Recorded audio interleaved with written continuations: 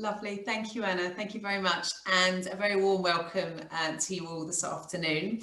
I can't see you, so just remember that. You can see me, and as Anna said, make sure you've got me on your full screen. But it's a joy and a pleasure to know that you're all out there. And obviously the focus this afternoon is very much centered around exercise, movement and strengthening. So I want to try and keep the dialogue as short as possible, and maybe try and focus as much as I can on any questions that you might have, which Anna said, please put into your chat box, into the Q&A function on Zoom, and also to make it as practical as possible. So a chair's perfect. Make sure it's a good chair, not one that you're going to slump back into. So a really nice kind of solid dining room chair. You want your hips in line with your knees, if not a little bit higher. Actually, what you want to avoid is the hips being lower than the knees, because that's quite difficult to get out of and it really affects our posture. So a nice kind of sturdy dining room chair. You don't have to get up and down off the floor if that really doesn't suit you or serve you. But some exercises can be done really well on the floor, and you can think about maybe doing them from your bed. If you've got a relatively firm mattress, lots of these things can be done in your bed when you're getting up in the morning, or perhaps before you go to bed in the evening, to try and strengthen and tone those deep abdominal muscles. So obviously, when you're living with a stoma, the most important thing really is strengthening the muscles around the abdominal area. Okay, so what's happened in terms of the surgical incisions and going through the muscle, that creates a kind of weakness there, and obviously there's even more reason to strengthen those areas, but also to try and reduce the risk of developing a peristomal sternal hernia as well. So we want to really try and avoid that. But that said, if you are living with a hernia, there's also exercises that you can do to still strengthen the area around your stoma and around the hernia, that can help to just build a bit more stability there and a bit more awareness. And I know there's not a lot of evidence out there at the moment with regards to exercising with a hernia, but there are things being done at the moment, and I'm involved with a small study at the moment looking at that. So we're using quite a lot of exercises at the moment around that to try and improve that. Okay, so there's some more nice work being done, which will hopefully then spill out into the wider population.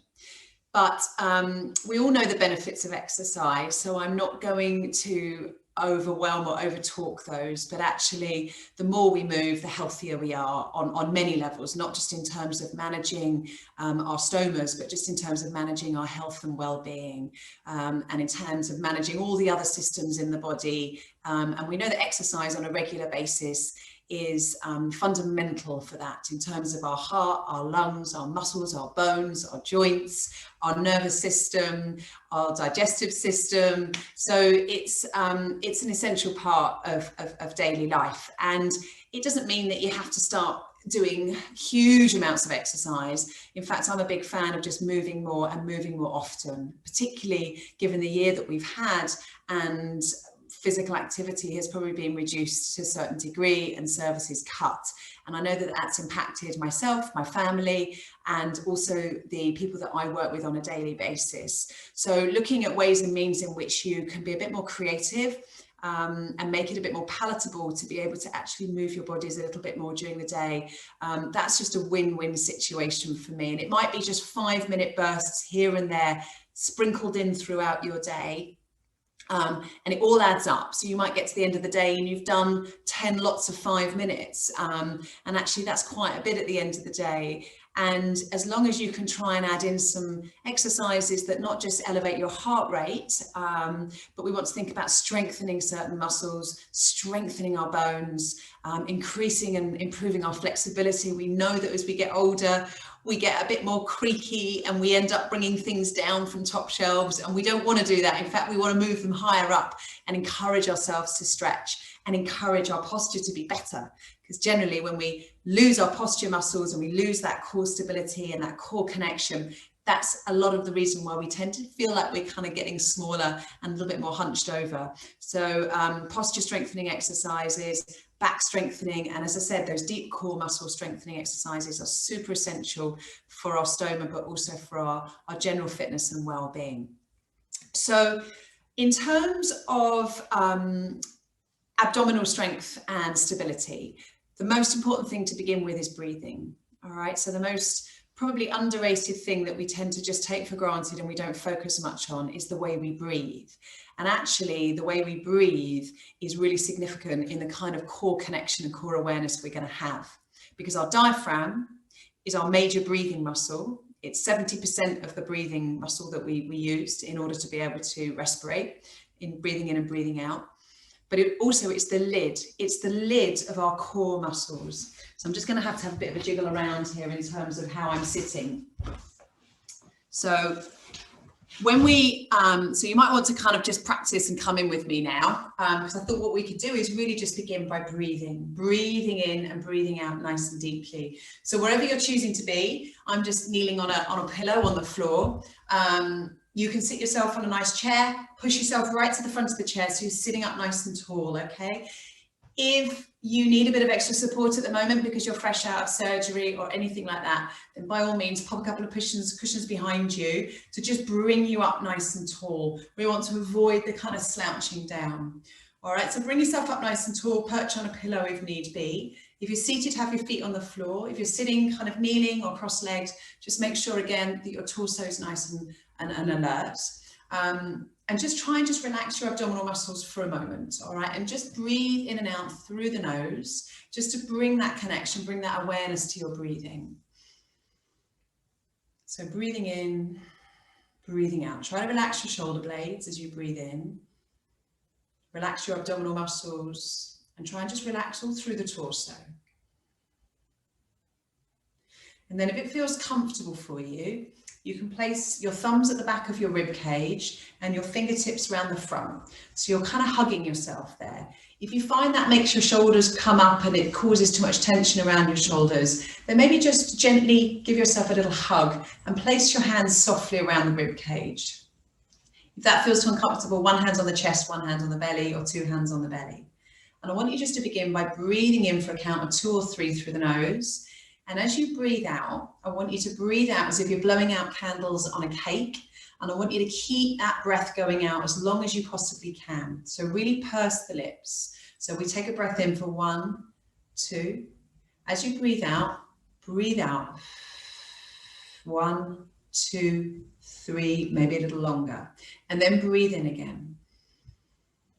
And as you breathe in, I want you to feel like your rib cage is an umbrella and it's opening up. And as you breathe out, feel your rib cage, your umbrella, close back down. And just do that a few more times. Feel your ribs expand into your hands, whether you're holding here or here.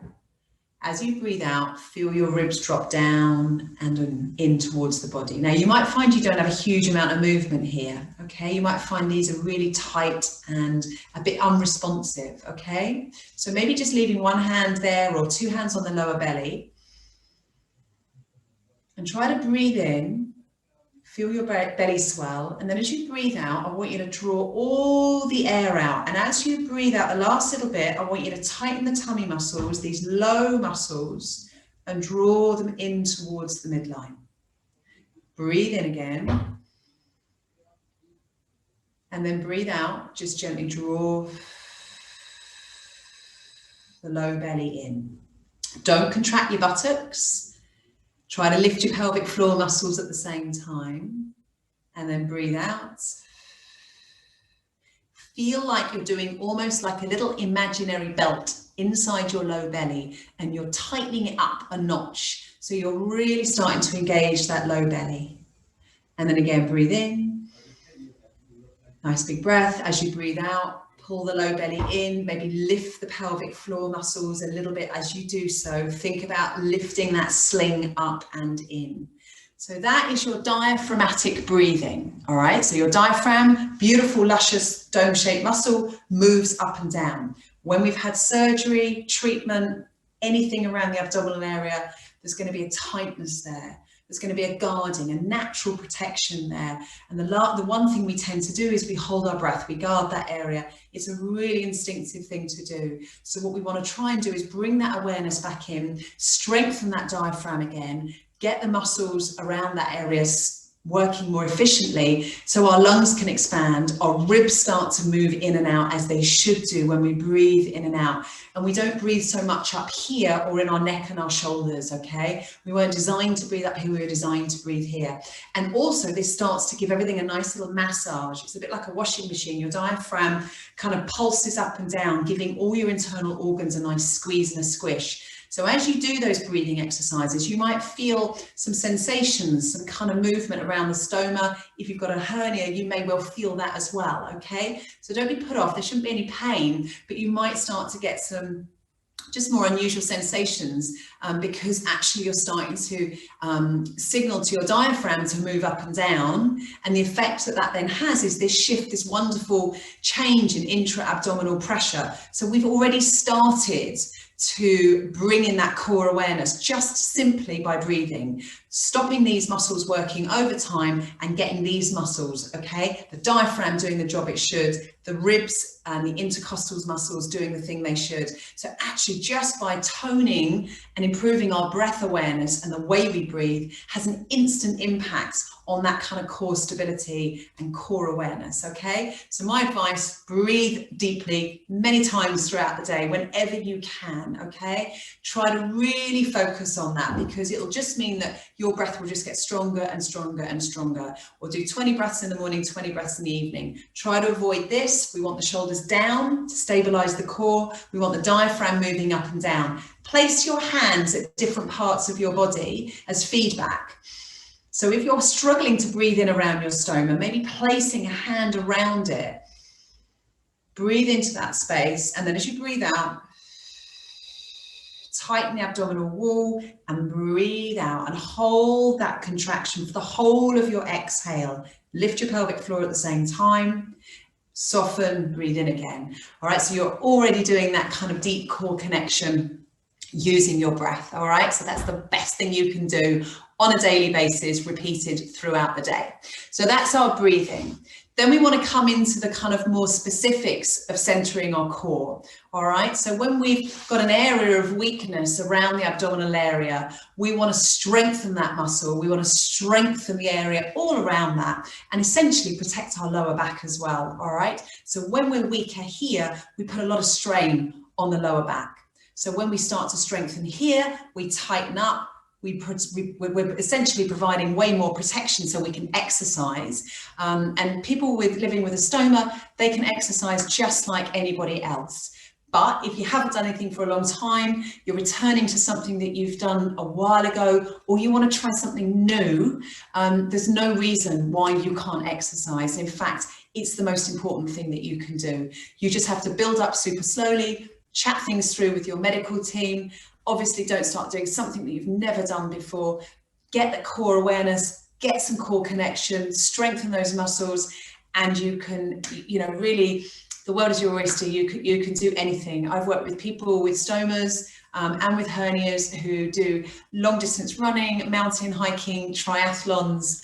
Some even do contact sports, rugby and things like that. So now that might not be on your radar. It might just be that you want to get a little bit stronger in your tummy and protect your lower back, and also just feel like you've got more strength and stability in the functional actions that we need to do on a daily basis, because sometimes those can be hard, and it's when we start to find those hard that's when we need to kind of pull back and go, right, okay, I'm finding that particular activity at home, whether it's lifting heavy washing or anything like that. So we need to get that core awareness and that stabilization in, strengthen and tone those muscles so that those activities aren't so difficult or so worrisome for you. And I think that's probably the thing that I hear from time to time, or more and more again actually, is this fear that I'm going to cause a hernia or I'm going to hurt myself.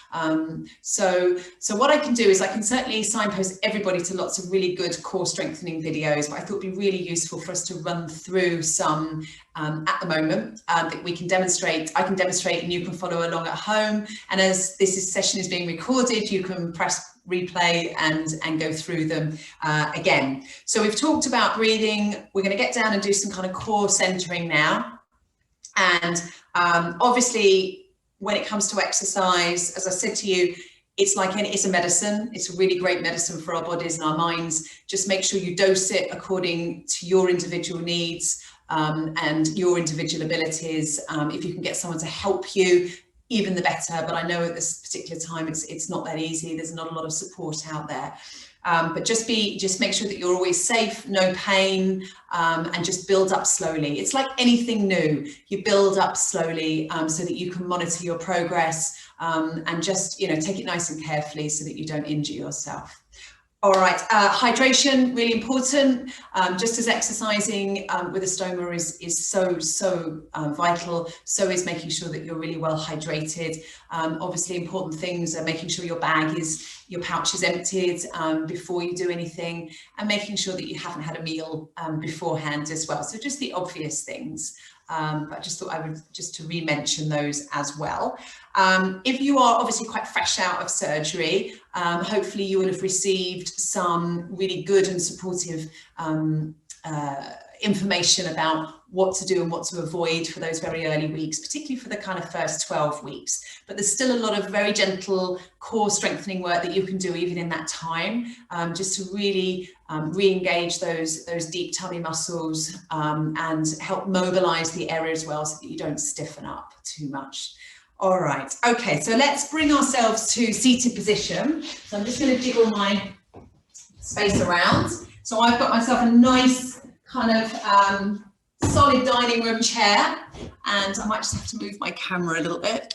Okay, all right, so hopefully everybody can see me. Okay, so what I want to do is think about just what we were doing kind of there with our breathing, but I want you to just place your hands on your low belly again, bring yourself right to the edge of the chair, and I want you just to sit up really tall. So we always want to try and think about our shoulders, our ribs and our hips being in as much alignment as possible, okay? So when we spend a lot of time sitting and a lot of time either reading or on the old computers and laptops, if our core is a bit weak, we can end up kind of slouching quite a lot. And I know I get like this even at the end of the day, and I have to really remind myself to check in, to really use my posture muscles. Or you might be someone that tends to kind of really overarch and the belly kind of hangs out forwards, okay? So either one, we're putting ourselves into not the ideal position, all right? So we want to try and think about this kind of shoulder, rib and hip connection. All right, so think about the muscles on the hands on the low belly. Take a nice big breath in. As you breathe out, pull that low abdominal muscle in, like you're tightening that belt. Lift the pelvic floor, hold the contraction. Don't squeeze your buttocks. Try not to clench the abdominal wall up here. Try to think about the low belly pulling in, and almost like you're trying to pull your belly away from your hands. Hold, hold, hold, then breathe in again. And then as you breathe out, do the same thing again. Try to hold that contraction, not super tight, a little bit, like you've done it up one notch on the belt. Then see if you can take a couple of just normal breaths. And you're holding that pulling in sensation and lifting up from the pelvic floor. And just see if you can take a couple of breaths with that engagement, relaxing the ribs, the chest, the shoulders, and then relax, let everything go.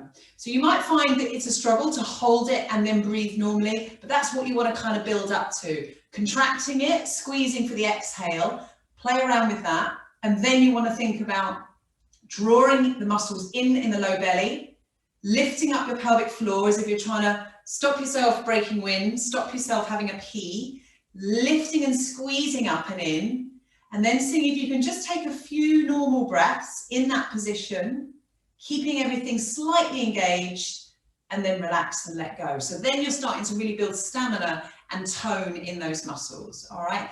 So that's that kind of deep core engagement from a seated position. You do the same thing if you're laying down on the ground with your knees bent, exactly the same thing. Lovely thing to do when you first wake up in the morning, find your core connection, center yourself, find that core connection.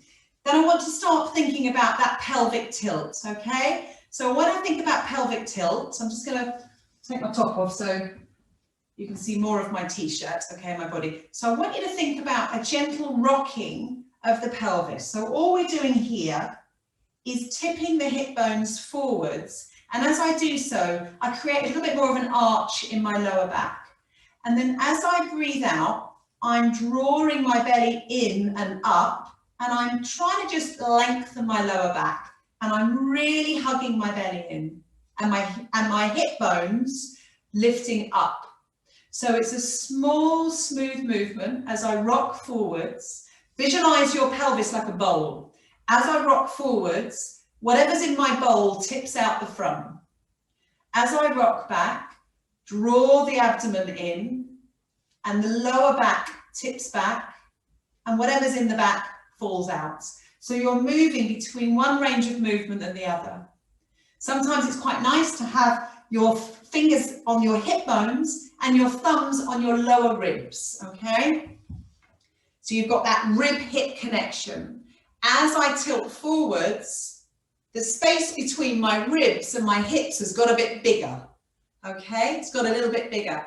As I breathe out and I tuck under and I draw my low belly in, that space between my ribs and my hips has got a bit smaller. Visualize a little thread internally, tightening up.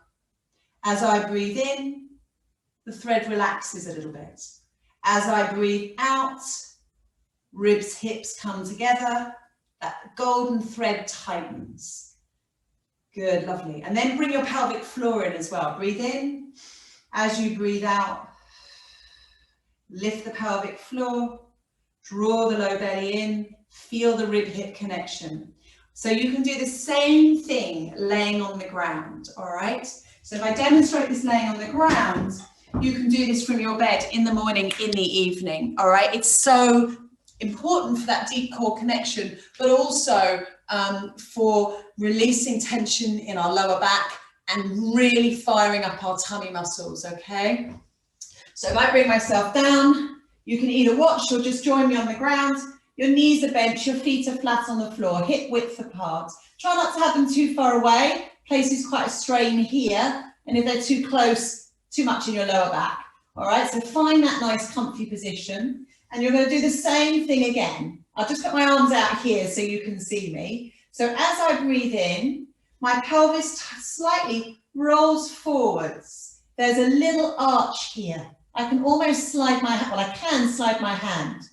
Now visualize a marshmallow under my lower back or your back and flatten it with your lower back and feel your abdominal muscles switch on.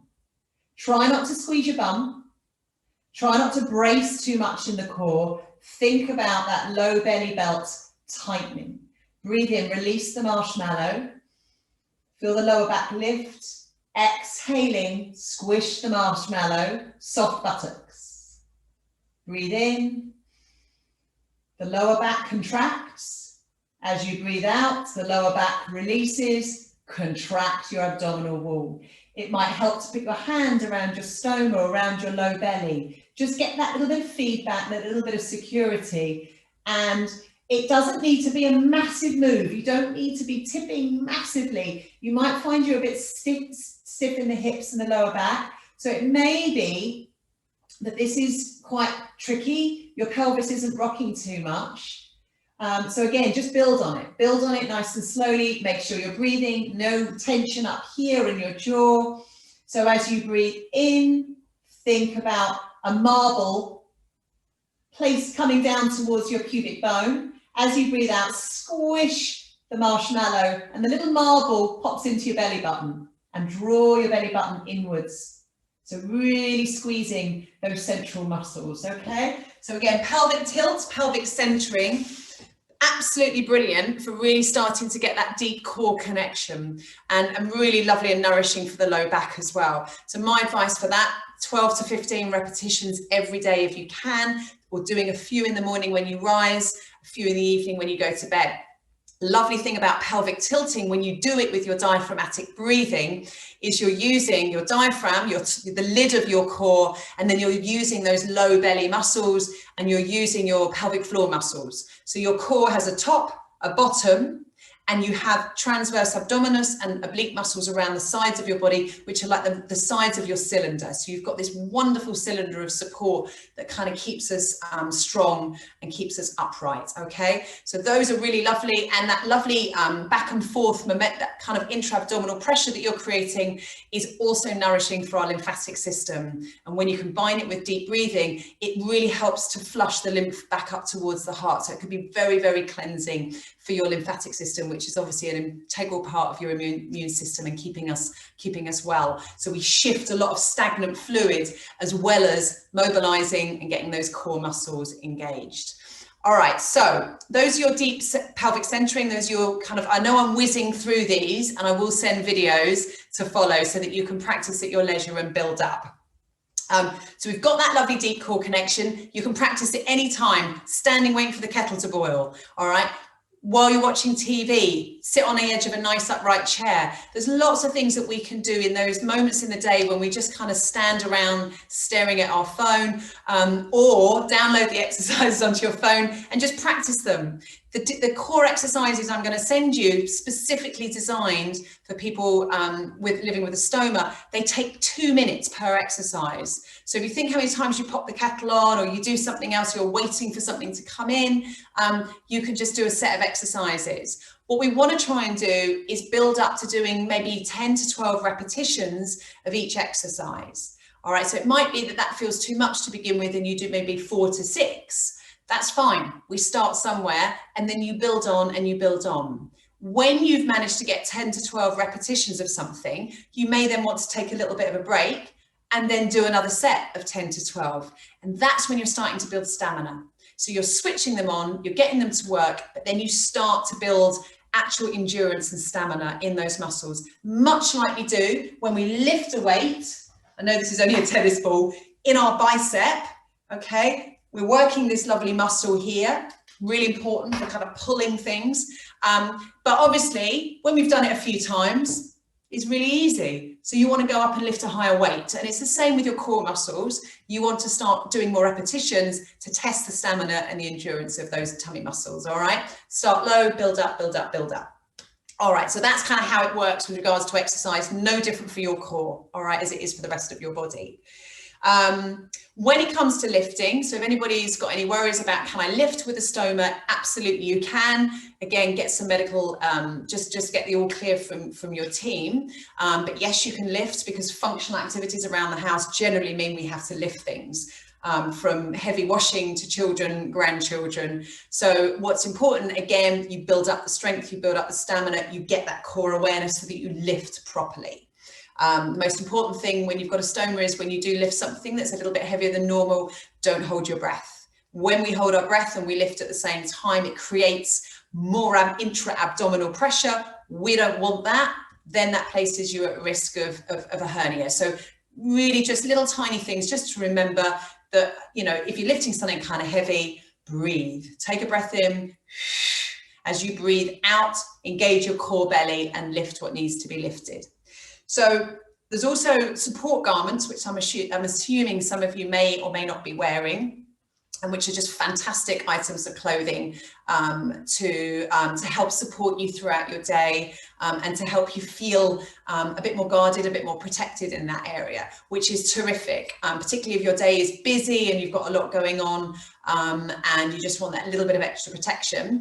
But certainly when I work with the people that I work with, I try to encourage them to do all their core exercises, their functional exercises on the mat, in the chair, to try and do those without your support garment on, because then you feel your muscles working. You're not feeling the tension through the support garment. You are actually connecting. And so much about these movements are really refiring or refreshing, I try to call it, a bit like your laptop, when you press refresh, when it all gets a bit stuck. Think about that with us. We're trying to refresh, rewire our brain and our muscles and our nervous system to just sync up again, to work again.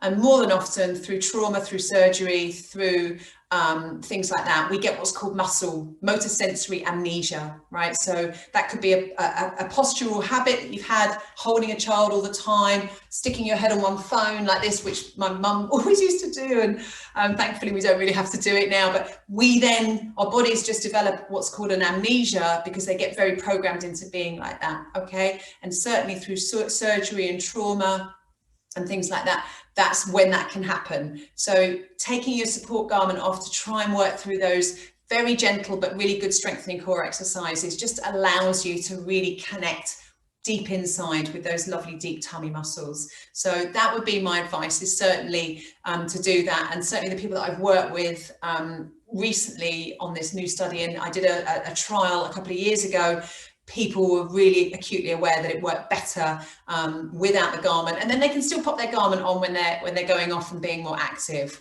But certainly I'm doing those very finely tuned exercises, try to practice without.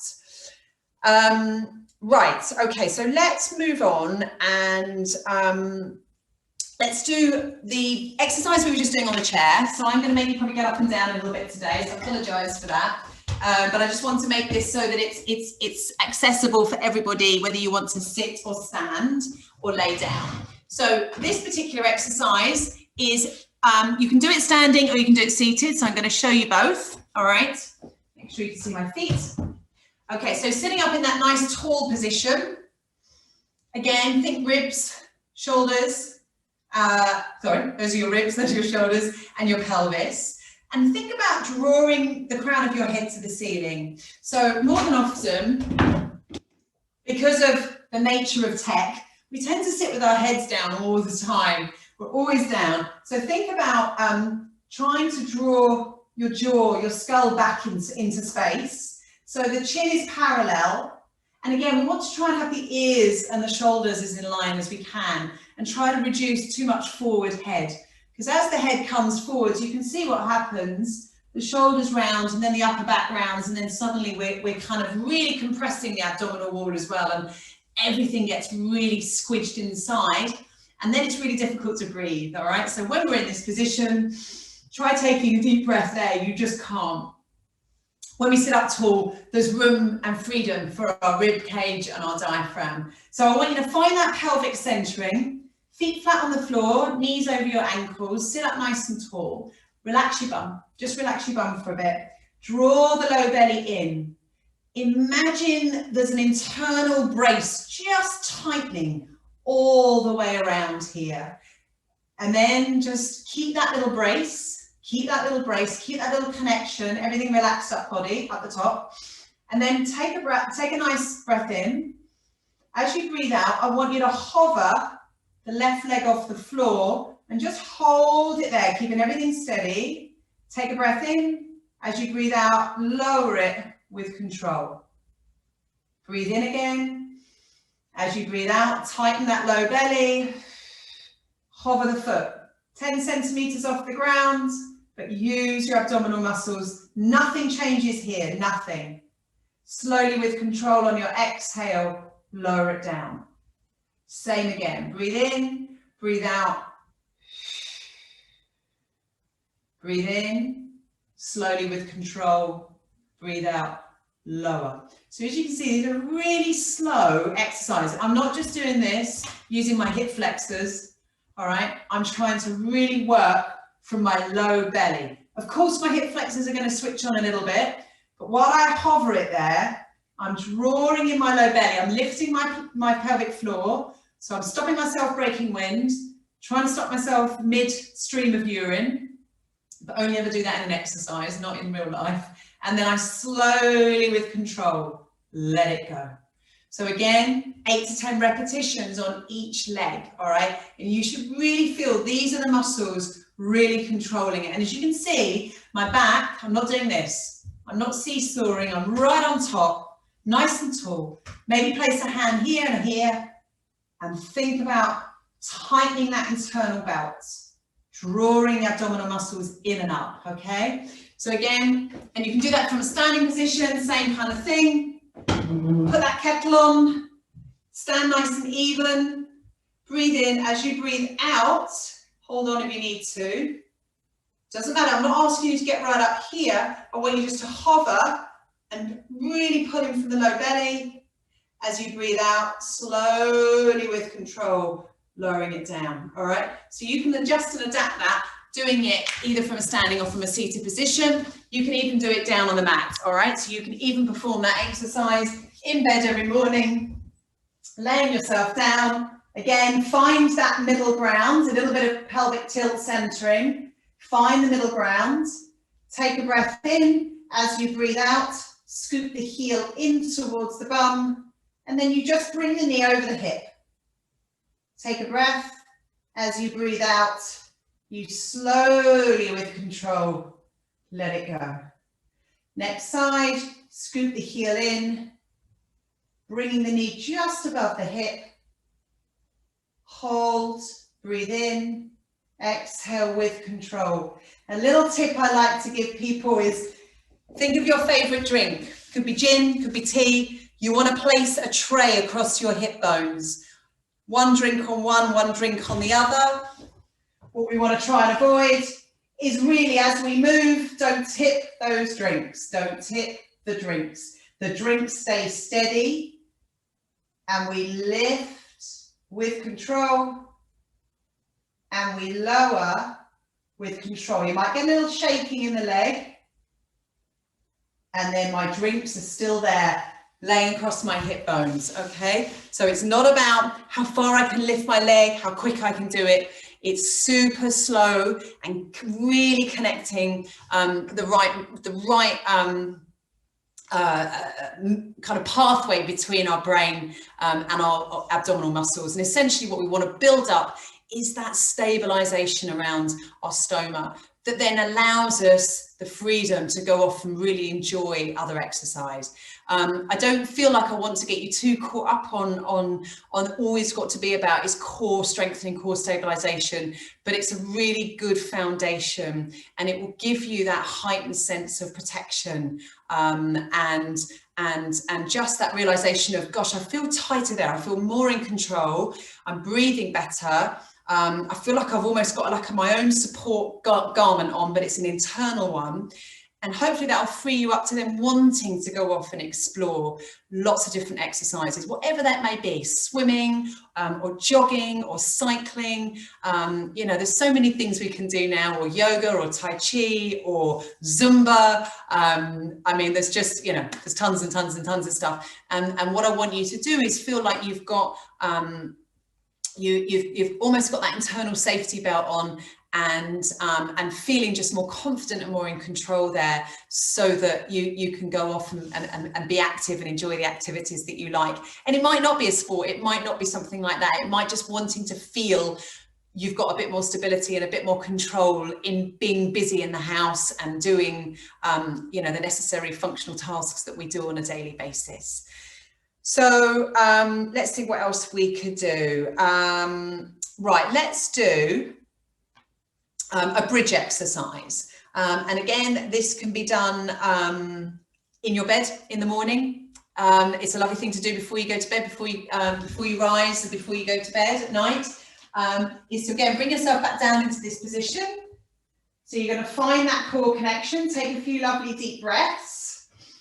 All right, this is all about toning these abdominal muscles. Again, get your feet into the right position. If you feel your knees are rolling in or rolling out in this exercise, it might be quite nice to use a plump cushion or a soft ball, just to keep your knees in alignment here. So keep the feet nice and flat on the floor. And then I want you to begin by squishing that marshmallow. So my lower back is flat on the ground now, and I've properly squished my marshmallow. Definitely have a pillow for your head if you feel that your neck is, if your chin is jutting and this is too tight. So if you find there's too much tension in the neck, pop a pillow under your head, okay? So find that marshmallow squish. Maybe give your cushion or your ball a little squeeze. Squeeze your buttocks. Imagine you're holding something between your butt cheeks. Keep squeezing your buttocks.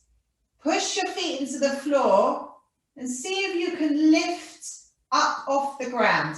It doesn't mean how high, it just means can you use the muscles in your bum, the back of your thighs, use your feet as like pedals to power down, and then keep squeezing your bum, keep squeezing the ball or the cushion, and lower back down with control and relax. So we'll do that a couple more times. I'm just going to bring my arms out so you can see. Take a breath, breathe out, squish the marshmallow. So I flattened my lower back, my ribs and my hips, that lovely golden thread has tightened. There we go, it's switched on, belly's in, low belt tight. Squeeze your bum, really squeeze your buttocks like you're holding a penny between them. Keep squeezing your bum, keep that core connection in your belly. Maybe you lift a little higher.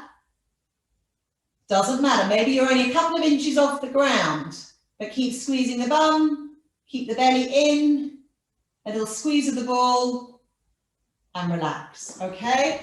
So that is a bridge exercise, fabulous exercise to do. If you're feeling your hamstrings cramp, the back of your hamstrings cramp in that exercise, warm those glutes up, your bum muscles, get those firing, because often in this exercise, if the buttocks are a bit lazy, because we haven't worked them for a long time, these thigh muscles take over and they cramp. So again, if you feel that happening, come back out, squeeze your bum, use your bum and press up. Maybe you only come up to here, that's fine. We begin here and then eventually maybe we're in a nice kind of ski slope position. Keep squeezing, keep that core connection lower back down. If you want to make it a bit harder, if you're doing 10 of those, feels quite easy, place a book on your belly, a hard book, a thick book, okay? To increase a little bit of weight there. You could also put your feet on a chair and push into your heels and lift yourself up. So these are advances, but again, you do it in your own time and only when you've worked up to doing it. So from this position, I'm digging my heels in and I lift a little higher and it makes the exercise a little bit harder, but that's quite an advanced move.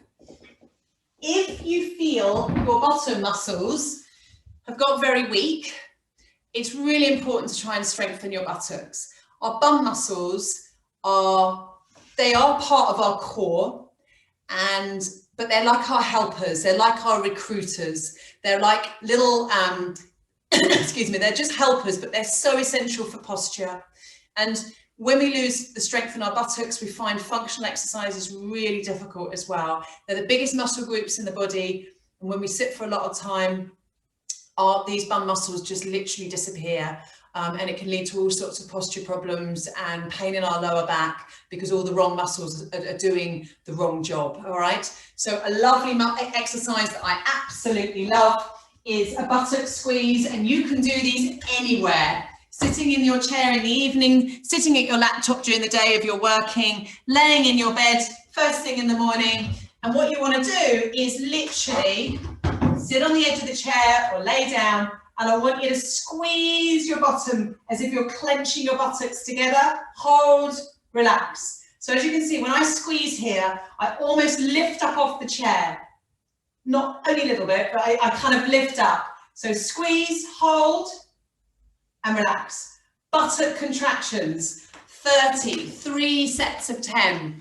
If you can, and if you're not feeling that, if you're clenching your bum, clenching your bum, clenching your bum, you can't really feel it, keep doing those, all right? Because it's so important to get that awareness and that tone back in your bottom. So bottom contractions, anywhere, any time of the day, at least 30, all right? If you do 30 a day, I think that's absolutely fantastic, and that will hopefully bring a bit of awareness back into your bottom, all right?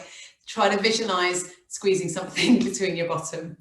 Okay, so that's something for your glutes. And I'm just trying to think what else I wanted to cover today. I'm aware we've got about 15 minutes left. So is there anything, is there any questions that have come up, Anna, so far, or shall I just crack on for another 5 minutes or so? There's no questions so far, Lizzy, but yes, please do, anyone, drop any questions that you've got into the chat or the Q&A. But yes, Lizzy, if you want to carry on for now. Okay, super. All right, so let's just carry on with a couple of other exercises that we can do in a chair. And often this is one movement that, certainly in my experience of working with people with a stoma, there's a kind of a restriction, or sometimes a difficulty in returning to kind of some rotation movements, and sometimes a bit of nervousness about rotating. But rotating is really important in the body, and really important for the spine as well. So if you, again, sit yourself perched up nice and tall, and make a fist and just interlink your fingers, and just place your thumbs under your chin, and just let your knuckles rest there as well. Relax your shoulders, relax your elbows, and then just take a nice big breath. And then as you breathe out, I want you to gently rotate over towards the right. Try not to let the pelvis, the knees roll. Everything stays nice and solid, and there's a little rotation. You may find you only move half a centimetre. Okay, you might be quite flexible, but just avoid, resist the shoulders coming up, and just take a breath there. Feel the side muscles tightening. As you breathe out, you come back and you release. Breathe in. As you breathe out, breathe in, breathe out to center. And again, think about that deep tummy tightening. All right. Rotating, coming back to center, breathe out. Breathe in, breathe out, breathe in, breathe out, okay? If you're doing yoga, absolutely fine. Again, just kind of being mindful that if you haven't done anything like that for a while, come into your rotations nice and gently. Pick the kindest option. So if you're doing a class, yoga's not about doing the hardest option. It's about doing the right one that's right for you on that day, with your body and with how you feel emotionally as well. All right, so sometimes we all get a little bit, we all feel like we need to be able to do the hardest thing. So just again, being very mindful of that, so that you're kind of consciously connecting all the right muscles without too much stress or strain going on. Other exercises that can be really good for strengthening our buttocks and our lower legs, which can really help to fire us up and make us more stable. I'm a massive fan of heel raises, and if you come to my class on a Tuesday, you'll know that I do a lot of heel raises, because I think the calf muscles are, they are the heart of the lower body. I hope you can see me all right there. I'm just going to pop a block under my laptop. Sorry, there's always a lot of playing around with the height of everything these days. Okay, so again, kitchen counter. You can do this from your kitchen counter. You can do this while you're brushing your teeth. I'm a big fan of this. You know, coming up onto your heels, use a bit of support. Again, squeeze your glutes, squeeze your thighs, inner thighs, and press up onto your toes. And this is a fabulous exercise for strengthening all the muscles in the back of the legs, and really good for balance and really good for core. So feel your core muscles zip up as you do this exercise. You're just going up and down. So find that center of gravity and slowly coming back down, all right? Another lovely thing, when we've got stoma, we've had abdominal surgery, or we've got any scarring and tissue there that feels really tight, we can often feel very tight in our low back and our hamstrings, okay, because there's been a lot of pulling in the abdominal area and a degree of weakening as well. So these muscles work quite hard and they get quite tight. So again, use the back of the chair, kitchen counter, dining room table, it doesn't matter. Take your feet back. Good, lovely. Hold on for support. And what I want you to do is I want you to bend the knees and then straighten them and push the bottom back. So again, soft bend and then stretch, okay? So you're stretching out the back of the thighs, around the low back. Breathe in Feet nice and planted. Breathe out. Okay, so it might feel too awful to come so low here. If you're quite flexible and it feels okay, you can come a little bit lower. Place your hands on the chair, a little bend, and stretch. And try to resist dropping the head because it's heavy. So try just to keep your head in line. So just look forwards to your thumbs and then stretch. Good, so really just having a nice stretch through the back of the legs, through the lower back, okay? So whilst it's important to strengthen, it's also really important to stretch as well. And also the muscles in front of the thigh can feel tight and these can get contracted as everything gets a bit pulled, okay? And often when we sit for a long time, when we sit in this position, these muscles get very tight. They're also the major muscles we use for walking. So if you're an avid walker and you're getting in 15, 20,000 steps a day, or even just 3,000, these muscles are going to work hard, which is fabulous because I'm a big walker, I'm a big fan of walking, but they get tight, okay? So it's so very important. If we relieve here, we can relieve the buttocks and the lower back a little bit as well. So you can use your chair. If this feels too high, use your bottom stair, okay? Or a lower step in the house. Take a nice big step back, front leg firm on the chair, back leg there. Make sure you're steady and you're safe, so have something to hold on to. And you're just going to let this knee glide forwards and you'll feel a lovely opening in the front of the hips here. Don't go to a maximum because then all I'm doing is upsetting my lower back. So I'm going to squeeze my buttock, this one here, and I'm going to just lean forwards. Now I can feel that lovely opening in the front of my hips. Hold that stretch for maybe 10, 15 counts. Breathing, breathing, breathing. And then return, come out. Maybe do that 2 or 3 times and then switch, all right? And your hip flexors, these lovely great big muscles, will really thank you for it. And you're going to get a gorgeous calf stretch at the same time. So again, it's not about how far can I go. Again, if maybe you're on a lower step, all right, and you're just pressing the buttock forward to open up the front of the hip. And again, holding that for 10 or 15 counts of breath as well, all right? So we're getting in some stretches, but we're also getting in some toning and some strengthening exercises. So again, when it comes to stretches, try to hold the stretch, make sure you're warmed up, you're not stretching into a cold body, and hold the stretches for 15, 20 seconds and see if you can build up to kind of 30, 40 seconds ideally. When you're doing your strengthening exercises, you want to start with, 8 to 10 repetitions, maybe a few more.